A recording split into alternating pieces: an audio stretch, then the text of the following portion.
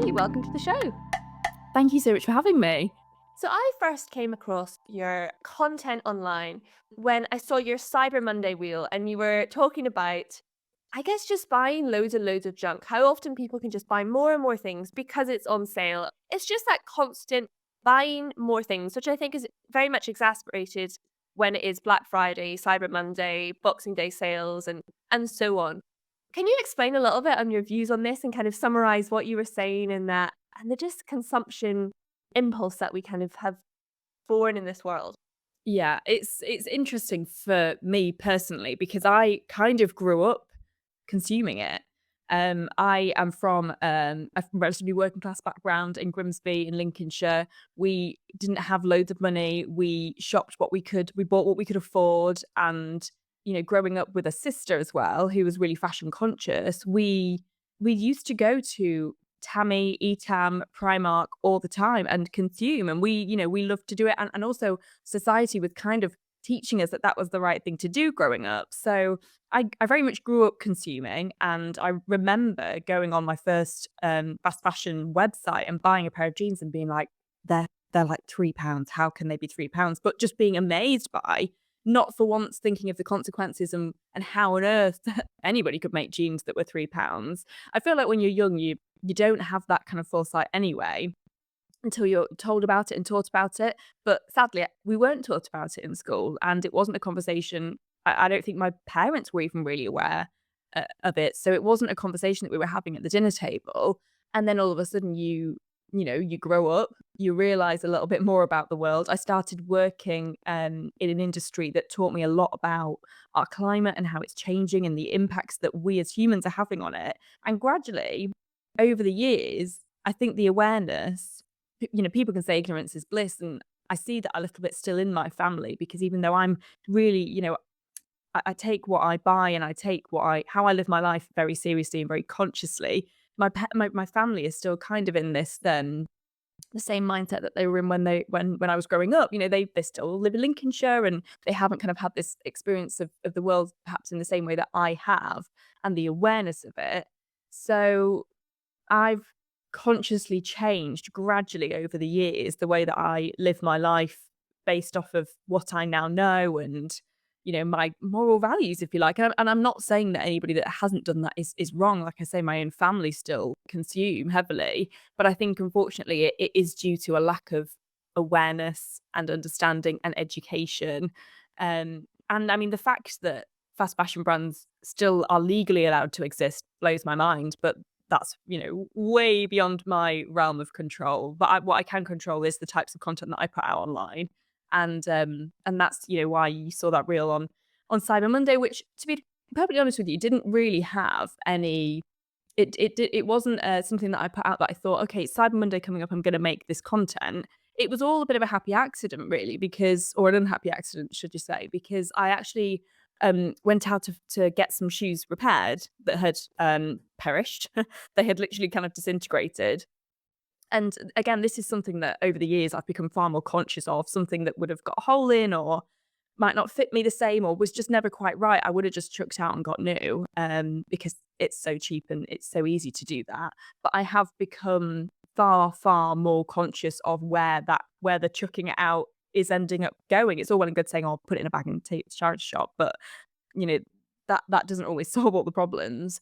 So I've become far better at mending and repairing and altering and tweaking and worst case scenario, listing it on a secondhand site. So I was taking my shoes to a cobbler, which is probably quite an old-fashioned thing to do. I live in a market town in Yorkshire. I knew that we had a cobbler in Otley who, is lovely. So I started to film the video just to show how easy it was going to be. I was going to show how much it was going to cost to get a pair of shoes repaired. It's not something I see on my Instagram every day.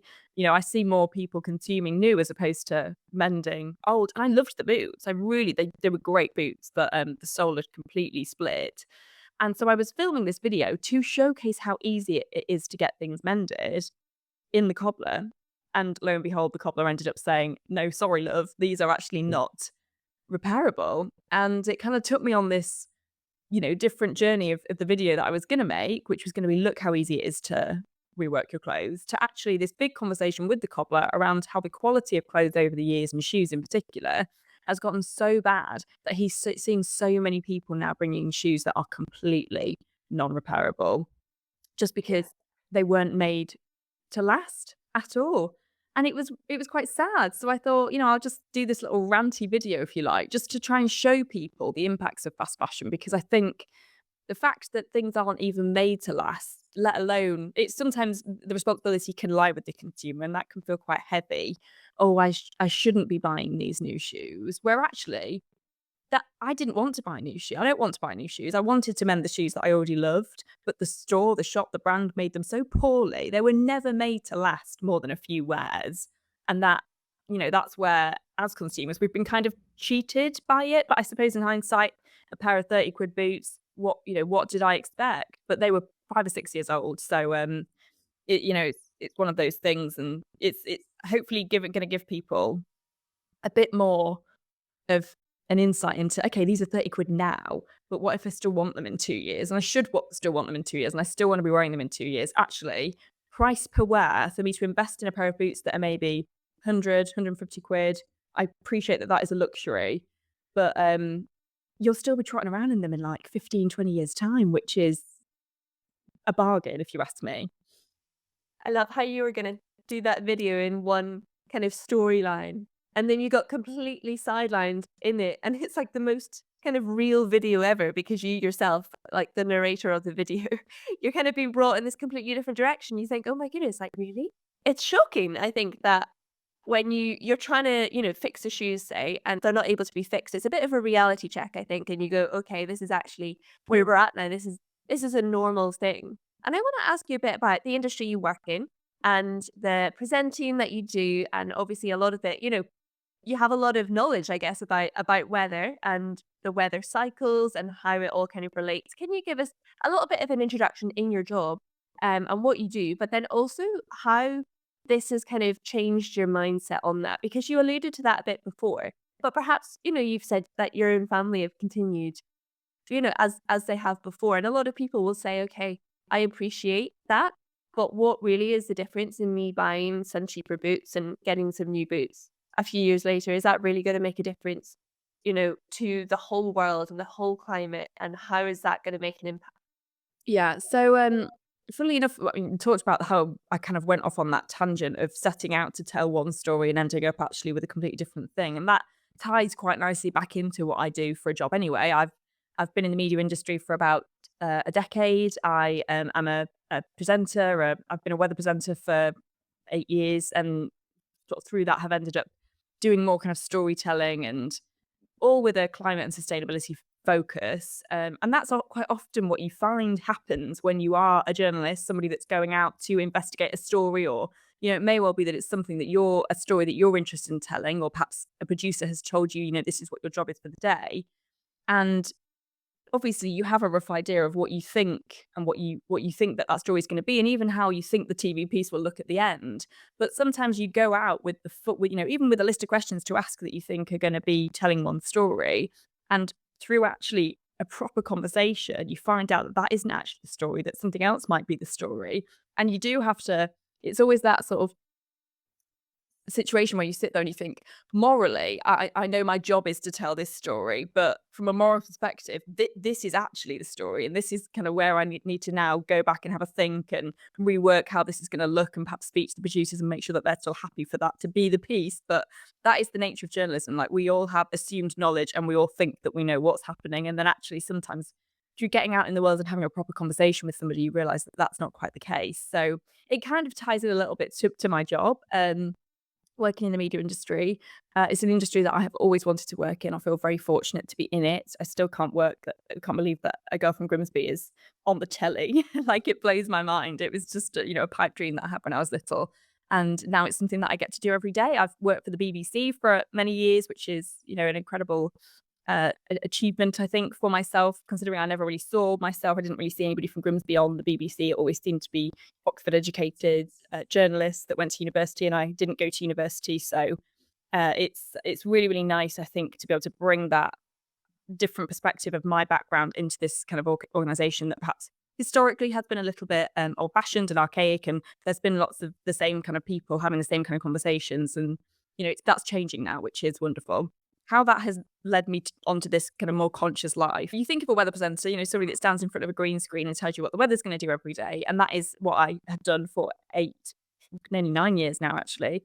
And I was 22 when I started. Like I said, I hadn't gone to university. I got all my training through the BBC and the Met Office. It was just the most sink or swim, kind of throw me into the deep end situation. And that is a really nice part, I think, of the BBC, is that they have a 50-50 split pretty much of weather presenters that are meteorologists that have gone to university, that have studied the weather and the climate. And then the other 50% are people, are presenters, are storytellers. And I think that's really nice because I had a skill set of kind of taking complicated information and making it relatable and making it informative and at times quite entertaining. And I think that's the nice balance that the BBC have. So I do get questioned on that quite a lot. I'm not a meteorologist. I will never purport to be, but I am somebody that's worked in the weather and climate industry for a lot of years now. So gradually over the years of, telling the story of the weather, I myself started to see changes. And not only that, naturally, through learning about the weather and through having conversations about the weather every single day, the weather and the climate are different but the same. The weather is what we get day to day. The climate is the general trends of the weather around the world. And there were a lot of conversations that were happening around the changes in the climate. And naturally, through doing that job every single day, I all of a sudden started to read more books around it. I started to watch more documentaries around it. I started to follow more people on social media around it. And sort of realized myself the dire condition that the climate was in. Not only that, at the same time, there were certain things happening, like records being broken every single year that I was, you know, I was passing that information on to the general public, but it became something that I would maybe do once every, I don't know, 3 or 4 years, to something that was happening every single year. It was always the wettest December on record. It was always the hottest year on record for the globe. It was always the highest temperature ever. It was every single day it felt like this was happening in our country. And I found that really interesting because normally what you see in the media, a lot of what you see in the media, particularly the mainstream media, of climate change happening, it's happening in third world countries. It's happening where the orangutans are losing their home. It's not happening like close enough to home for people in this country to realize, because they're not seeing the impacts of it. And that will make some people sit up and listen and realize that they have to make change for those other people. And it will make some people completely switch off to it. Again, no judgment. It is, if you're not told the information and if you're not seeing the impacts yourself, how can you relate to it? And then there was I can't remember the year now, a really, really bad case of flooding in Yorkshire, South Yorkshire in particular, where just before Christmas, it was Boxing Day floods. So this time of year, everybody's in high spirits, Christmas decorations up, people swapping presents, that sort of thing. And we knew that this really heavy rain was forecast. And all the forecasters were kind of working overtime and making sure that we were, delivering every single bit of information that we possibly could. And unfortunately, it was as bad, if not potentially worse than forecast. And loads of people ended up being displaced from their homes on Boxing Day. And some people are probably still seeing the impacts of that now, years on, because the flood defences have not been properly put in. And what they saw then, which was at the time being described as a one-off occurrence, is unfortunately an area of the country that has actually seen flooding time and time again since then.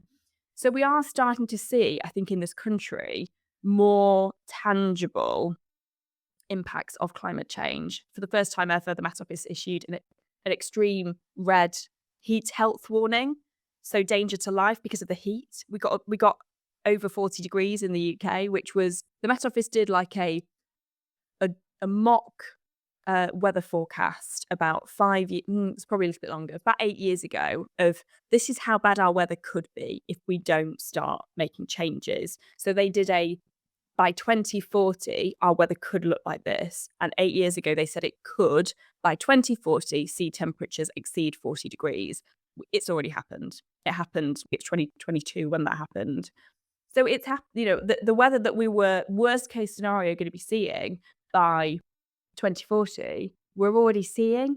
I think there's no way as a weather forecaster, so as somebody that works in that industry, somebody that's kind of, seeing the impacts of it every single day, following the weather every single day, seeing the weather patterns quite literally change before my eyes, there's no way that I could just turn a blind eye and continue living my life in the same way that I was brought up, because I don't know anybody that could, to be quite honest with you. It's been a real gradual transition for me, and now that's why I continue to try and kind of tell the story of that, and subtly. I don't ever want to be ramming information down people's throat, because I know if I hadn't have worked in this industry and found that information out myself, and all of a sudden I saw somebody online trying to tell me how to live my life and trying to tell me that I'm a bad person, it would just make me switch off and I just unfollow.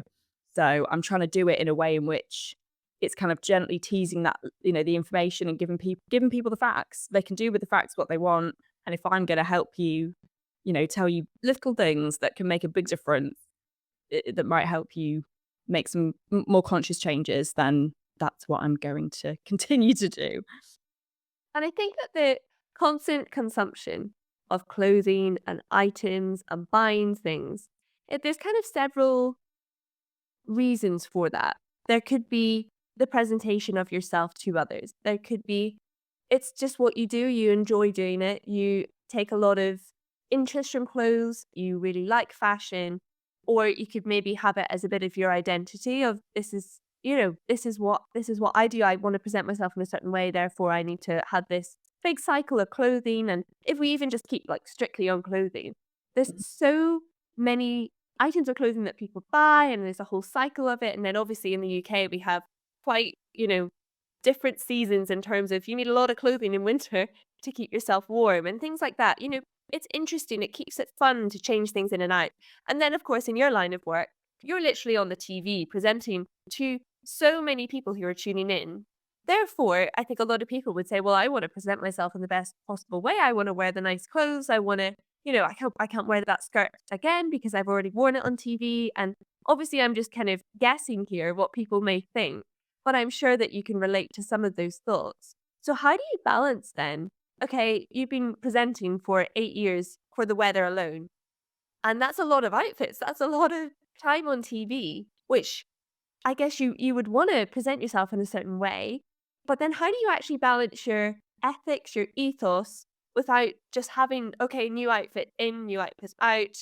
Do you know what I mean? It's quite Yeah. a hard thing to navigate. It is, and I am somebody who I love to go shopping. I love to get dressed up. I love to, I put my life out there online, and like I say, a lot of what I do is, there are subtle hints and tips in there as to how to be more climate conscious when you live your life, but ultimately sometimes it's just a beautiful photo in a beautiful location in a beautiful outfit. And that is the world we live in. We live in this digital world where everybody likes to put their life online, and there's a lot of comparison, and it's a case of kind of keeping up with the Joneses sometimes, isn't it? Where you're like, oh, I finally feel like I've found my style. And like you say, the seasons change. You're like, I don't know about you, but sometimes I get to spring and I'm like, forgot how to dress. How do we do this without a big coat now? Like, you kind of need to suss it back out again. But I think that's sometimes where actually having loads of clothing can be worse, because you're so overwhelmed. The amount of people that say to me all the time, oh, I've got these amazing items in my wardrobe and I never wear them. I'm saving them for a special occasion, or I just forgot how to, I just grab the same things over and over again, a pair of leggings and a jumper, literally what I'm wearing today.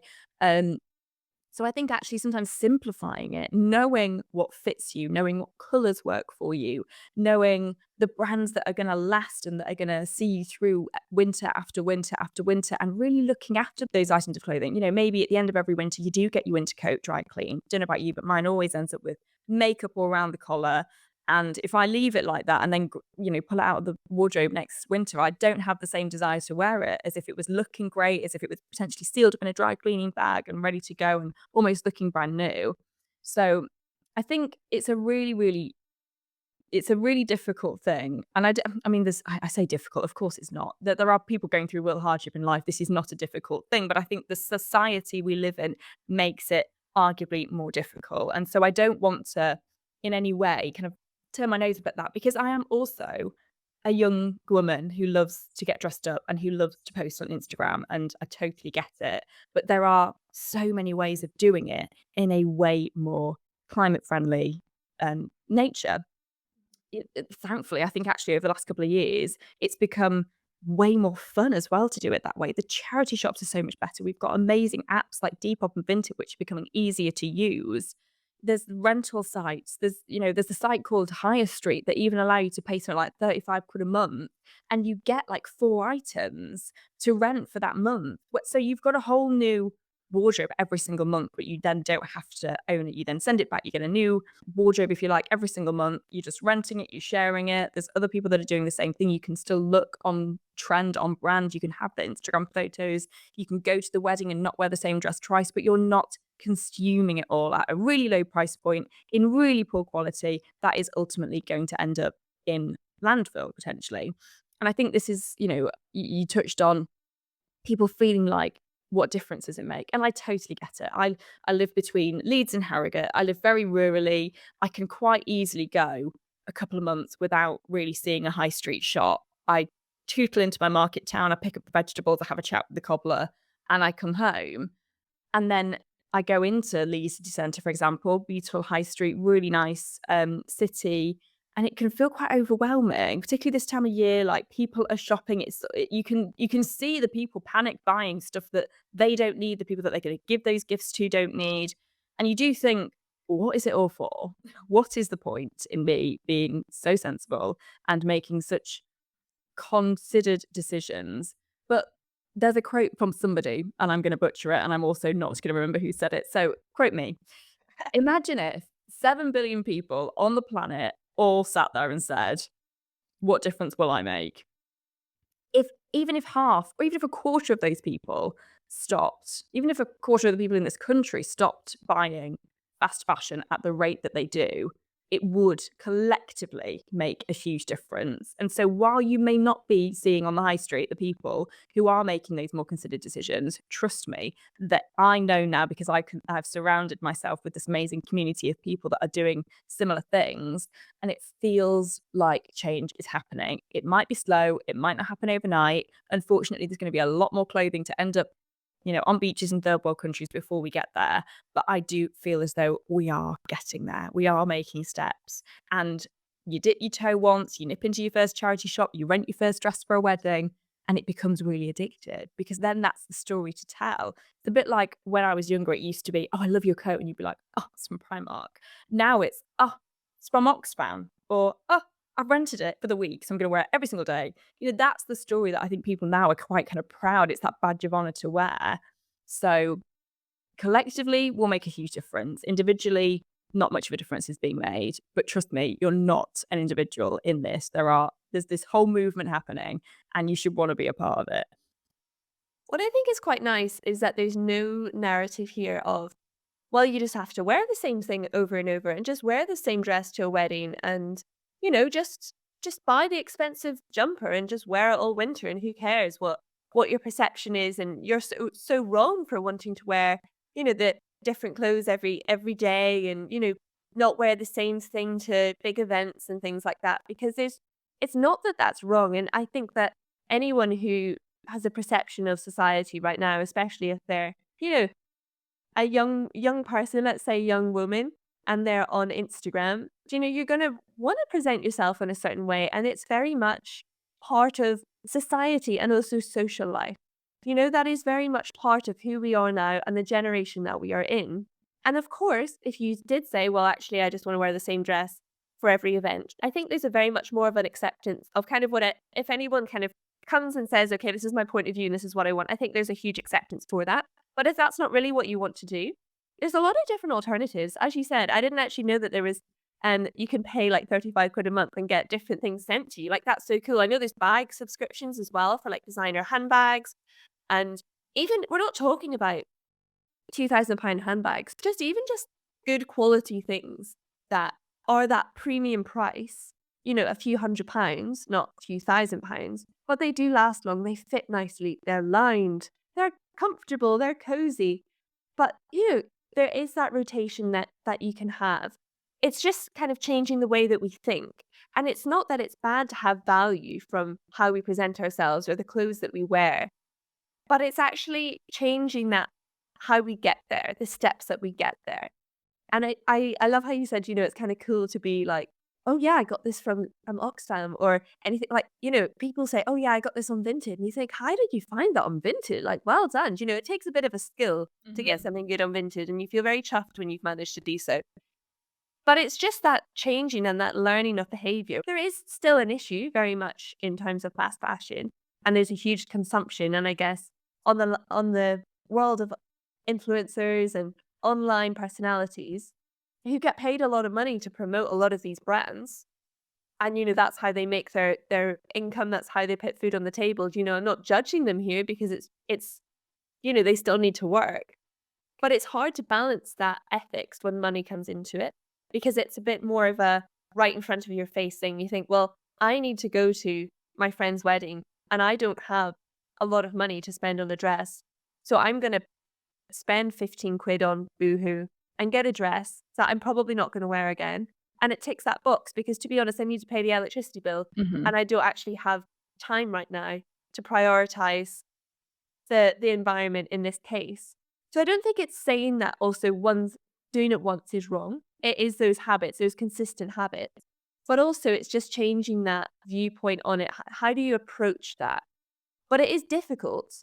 And I think we need to acknowledge that it's difficult when it comes to money.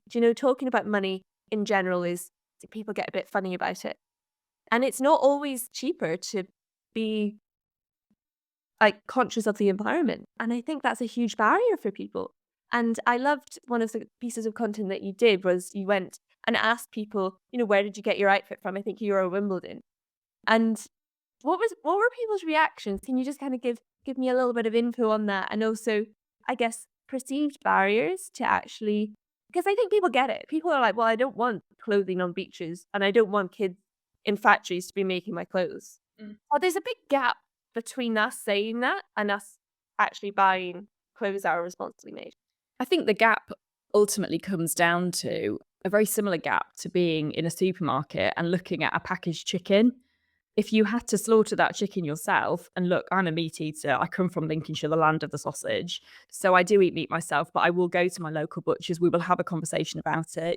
I don't eat a lot of meat, but I do eat meat. I'll be totally honest. If I did have to kill it myself, would I eat it? Absolutely not.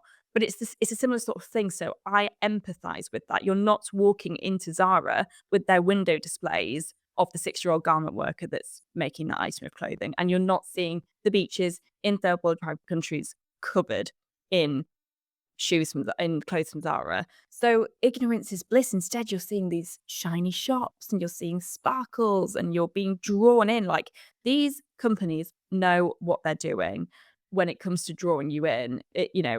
People are addicted to it in the same way that we're addicted to our phones, in the same way that a lot of us are addicted to social media. It's drawing you back in, and they know what they're doing. So I think again, as consumers, we do have a responsibility, but what I don't want people to do is to feel, really guilty as if they're single handedly, I am to blame for this. You are not to blame. You have gone along with some really really clever marketing and society in the way that it has kind of grown over the years.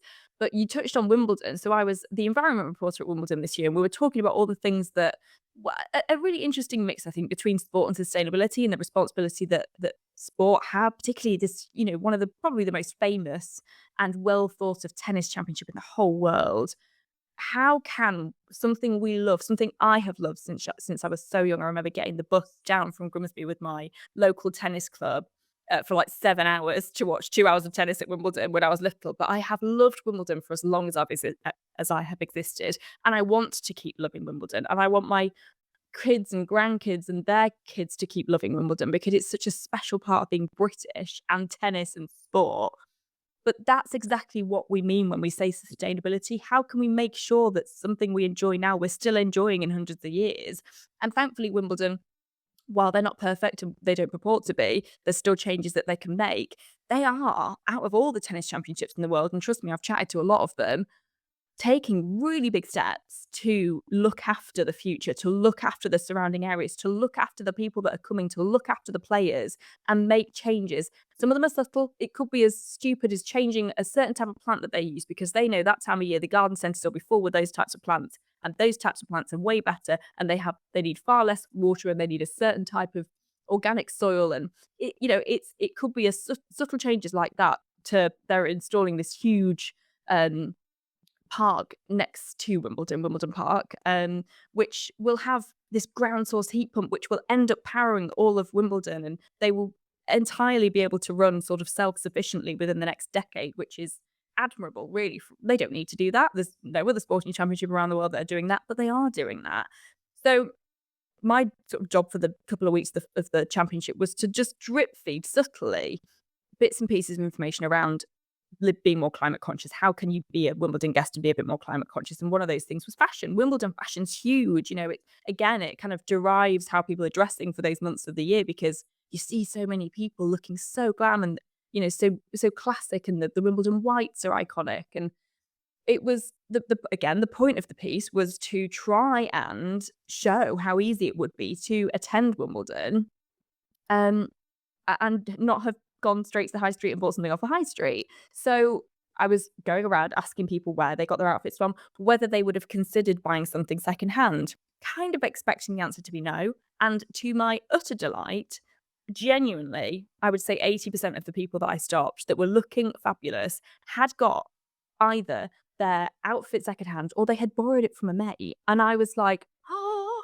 like change is happening. Again, we kind of set out expecting it to be like, oh no, I went to Zara, went here, went there. And it wasn't, that wasn't the narrative. Like, this is what restores my faith in humanity, in that things are changing and that, the messaging is getting through. And also you mentioned cost, you know, vintage often, secondhand often is a cheaper way of buying something that is still, I always say, new to me. Like, something arrives and I'm still desperate to wear it. I'm not like, ugh, it's secondhand, I'll get to it in a minute. I wouldn't have bought it if I felt that way about it. So the Wimbledon thing was brilliant because there were so many people who were already showing how easy it is. And I don't think necessarily they had all got into it thinking that they didn't want to buy something because of its impact on the environment. I do think a lot of it was down to cost as to why they had gone secondhand, but doesn't matter, as long as that is an option to them and that is something that is happening, as opposed to Primark's the cheapest. Brilliant. Subconsciously the messaging is getting out there and people are making those more conscious choices and realizing that they look fabulous while doing it. Yeah, because I would say that Wimbledon's probably, in the UK, one of the most iconic places that you would go and think, "What am I gonna wear?" Do you know, in terms of bringing the whole nation together, that it's a pretty central part. And if you can actually, you've done the research, you've spoken to people there on what they're wearing, and if they're wearing secondhand, or if they're wearing off vintage, or if they're borrowing from friends or renting an outfit, then it does actually give some food for thought. If you can wear something to Wimbledon that's secondhand, then you can wear something to your friends when Anywhere. that is Mhm. secondhand. Exactly. It's a pretty good representation of that. And sometimes it takes a bit of planning. Sometimes vintage, if you buy something off vintage, it does take a bit longer to arrive. You don't get the next day delivery. But it's just that planning in advance, I think, that are the little things that we can do, I guess, to make a difference. And also, even if you're just doing it short term to save a bit of money, it's still making the difference. It's still kind of adding to that. And then you can learn a bit more about the environment and then make more conscious decisions like that as well. And it is those little things that, as you say, if everyone said, "Oh, I'm not going to do it," then it would be way worse than some of us saying, "Okay, we're going to do it." And I think that society is changing. There's all of these different businesses that are starting up. And ultimately, businesses will respond to the trends that we are creating. So Yeah. if we are kind of pushing a bit more of a demand for something, then they're going to have to respond in a certain way. They're going to have to offer more rental services or offer different, secondhand purchasing options and things like that. So it definitely, it can feel, I guess, like we don't have a voice. We don't have anything that we can do. But the strongest thing we can do is vote with our money. Do you know, it Absolutely. does make a difference in that sense. And when you're talking to people, say, at Wimbledon, asking them a question, or say you are presenting the weather and it's, weather warning, or it's something, the weather, you'll have done some really hard presentations of weather, things that is going to really impact people. I want to talk about, like, presenting in general, tone of voice, speed, when you're coming in, how do you present something that's really awful, but do it in the right tone of voice? What's your kind of out of your experience from that, talk me through a bit because I think tone of voice is so important. Anyone has been in a discussion or a debate or an argument and you've used the wrong tone of voice and it's really backfired. So talk me through that. Yeah, I think that's a really interesting topic, and it's something that you're only going to get in my industry anyway, with air miles, with experience, with years under your belt. And I will hold my hand up and say there have been times where I have probably got this wrong. I am quite a dry person. I have quite a dry sense of humor. Sometimes that can be a little bit lost, and I need to be very aware of that, particularly when I am, I would never go into a serious broadcast sarcastically, but there is an element of kind of reining that level in sometimes, even if it is just jumping into somebody at Wimbledon. How are you doing today? You look great. There's one woman that I'm chatting to that had loads of tennis balls on her hat, and I made a joke about it. And I think it got a little bit lost in the translation. And so Not necessarily yeah, fair. I mean, we'll not go into what the joke was, it's by the by. But yeah, there you have to be very self aware, and as with every single person, you make mistakes. There are times where you think, "Oh, that wasn't my best," or sometimes there are mistakes that are made that are could have been easily avoided if there were a little bit more communication within the newsroom as well. For example, it would be great to know on the days where perhaps the weather is. I do a lot of radio forecasts where it's almost done a little bit like this. I'm not actually in the radio studio. I can be in Leeds, but I can be forecasting for BBC Radio Cumbria, for example, through a ISDN phone line. And I've literally dialed in 2 seconds before I'm about to go on air, and I have to dial out straight after. So I don't hear any of the program going out. So I don't know what interview I've just come off the back of. And you have to kind of gauge it a little bit. Sometimes the producer will buzz in your ear and say, Abby, just, you've come off really hard piece, so it's going to be a very straight hand. And so the tone to pick up, and just go straight into it. Hello, good morning. It's going to be a fine day across Cumbria. Sometimes they'll come in. Abby, we're talking about your favourite biscuit. Let us know what yours is. And so that can sometimes be a difficult one for you to gauge as the weather presenter, because that they're having the best time chatting about your favourite biscuit, but you've got a amber wind warning that means that people should potentially change their travel plans, and that there is, perhaps not a danger to life, but certainly a risk of the weather causing some disruption. And so then that's your job to sort of go in from, oh, favorite biscuit jammy dodger, uh, and then gear change into this slightly more kind of jarring situation. And like I say, that is something that only really comes with time. So it may well be that you have to start on perhaps a more positive note.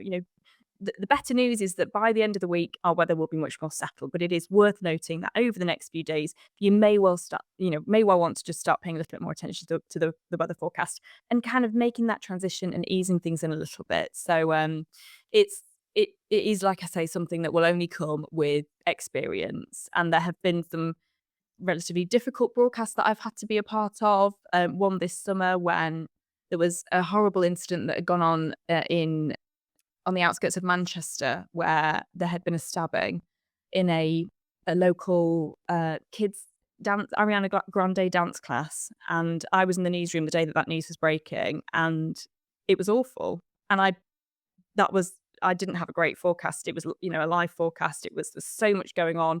I think also you're just trying to think about your job in that moment, but you are still a human. I have nieces. I have people that I know that could have been in that class, and it's really difficult to sort of separate yourself from that and stay professional and know that you've got a job to do. But again, that is an experience that I had, and going forward, I'll be able to use my experience of going through that this summer to deal with that. But it is an interesting one, especially because when you are in sort of presenter mode, less so on the radio, but I think more so on telly, you are sort of a different version of yourself. And you have to be, because you are doing your job. I can't imagine anybody goes into a meeting with the top boss and at their company and is just like, Sandra, what should you have for lunch? And if you are, then brill. But you do have to sort of gear change. You mentioned about speed. I've always spoken too fast. I've probably never quite had the right accent for the BBC as well. But that's personally, I think, something that should be a little bit more celebrated, a bit more diversity in how we sound and how we look um, and all of that. But there are naturally still some sort of rules that you have to follow. Yeah, it's interesting because I spoke to Orla Chenowing, who has done so much presenting in terms of like sport, and she's worked for Sky Sports, and then Yeah. she's worked in Eurosport as well. And she's been someone that, as a keen cyclist, I've watched a lot of hours of live cycling, and she's been presenting it. It's been her voice. And it is video as well, so I have seen her, but it was pretty cool to then, like, you know, speak to her and actually have a ask her those questions, and she does a lot of the linking together because she's not an ex-cyclist. She is there to comment on it with the other pundits of ex-cyclists who know the expertise of what's going on, but it's linking it all together. Yeah. And it is such a skill, as you say, you've had the live news, like, that's really, really hard, and you're having to tell everybody, "Okay, I know Christmas is coming up, but there's actually heavy rain and the risk of flooding." And you need to have that coming in. But I never really thought of you not actually hearing what was before you and having to fit in, having to slot in the right neutral zone. It's not easy because I think the radio is something especially that has accompanied so many people. And it's interesting that it's still so valid. Like the people who are living by themselves or the people who, it comes on in the morning or it's their alarm or you're in the car. It's such a friend for people to like, in the world of podcasts or Mm. music or anything that's more accessible than ever, the radio is still going. Do you Yeah. know? It's that the people who can relate to that. So it's a pretty vital role to be able to come in at the right tone. So it's really interesting to hear, I guess, a little bit of the behind the scenes and you have to come in and, right, you're on in 10 seconds and you've got 30 seconds to say all of this and it's not easy, I'm No, sure. there's so much more that people sort of would ever imagine, and this is something that until I got the job, even I didn't know. So as soon as I started to find these little bits and bobs out, that's another part of what I love to do on social media is to kind of peek behind the curtain and break that fourth wall and allow people in because I've been fascinated by the industry for years and I never knew anybody and I never knew anything about it. And it's only through managing to make a few cups of tea and wangling my way in that I now know about it. And there's not a person that I talk to that isn't fascinated by some part of the job. So, I have to share it all. And that keeps my day to day very exciting as well. I mean, I've been doing the same job for however many years now, and I still get into work every day and I'm tested and I'm challenged and I'm shown something new or there's a little change that happens. And like you say, you kind of go home and people think it's quite an easy job and after doing it for so many years, you do have days where you're like, "That was a relatively easy day at work." It's dry, it's sunny, it's lovely, and you've had a nice time and you've eaten some cake and whatever.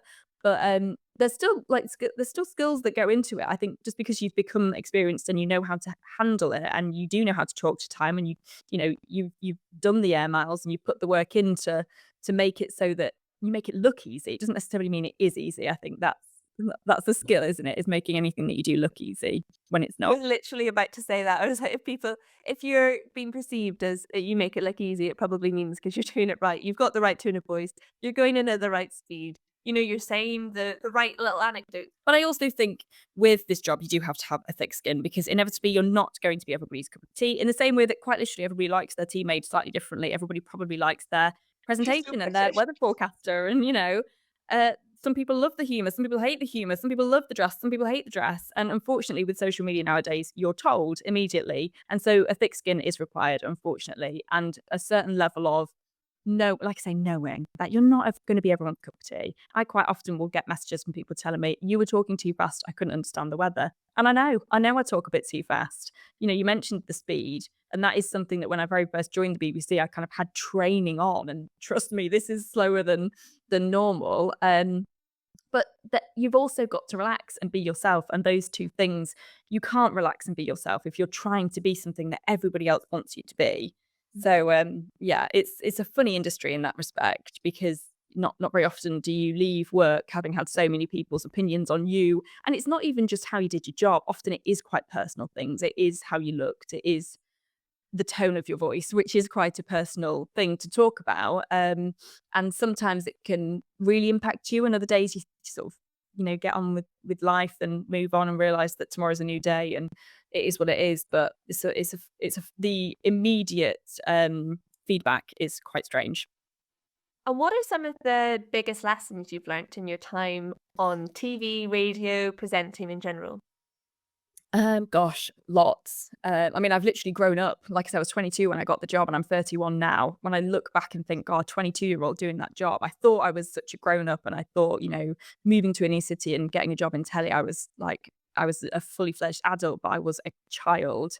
So it was quite a young age actually to be put into that sort of that situation of that much feedback. I think it taught me I mean a huge amount of, like I say, skill set around broadcasting, around doing the job, around like having a conversation. That in itself is a skill, and having a conversation and trying to make people feel at ease quickly so that they can, tell their story and feel comfortable telling their story. I think never perhaps take for granted the industry that we work in and how I can trot into a TV studio and not feel any nerves. But for most of the people, they will see that and go, whoa, that's a camera. There's some lights. This is really freaking me out. So I think never underestimate that. I think, again, the assumed knowledge is a big thing. This is something that going in as a weather forecaster who knew very little about the weather, there were so many people doing weather forecasts that even I was watching, having presented the weather for 3 months, thinking, I don't really understand that.